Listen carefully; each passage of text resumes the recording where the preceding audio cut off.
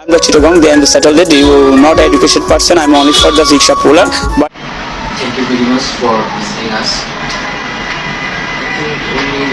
রিক্সা চালকের ইংরেজি বলা দেখে অবাক দুই উপদেষ্টা। কিছুদিন আগে অন্তর্বর্তীকালীন সরকারের উপদেষ্টা হিসেবে শপথ গ্রহণ করছিলেন কোটা সংস্কার আন্দোলনের দুই সমন্বয়ক নাহিদ ইসলাম ও আসিফ মাহমুদ। তারা ছিলেন দুজনেই ছাত্র। সার্টিফিকেট অনুযায়ী তাদের দুজনের বয়স 26 বছর। তারা বৈষম্য বিরোধী ছাত্র আন্দোলনের অসহযোগ কর্মসূচিতে সাবেক প্রধানমন্ত্রী শেখ হাসিনা পদত্যাগের এক দফা দাবি ঘোষণা দেন এবং সফল হন। এরপরই আসিফ মাহমুদ ও নাহিদ ইসলাম দেশের অন্তর্বর্তীকালীন সরকারের উপদেষ্টা হিসেবে শপথ গ্রহণ করেন। ইতিমধ্যে দুই উপদেষ্টার একটি ভিডিও ভাইরাল হয়েছে সামাজিক যোগাযোগ মাধ্যমে, যেখানে দেখা যায় বিদেশি কয়েকজন সাংবাদিক ইংরেজিতে তাদের প্রশ্ন করছে।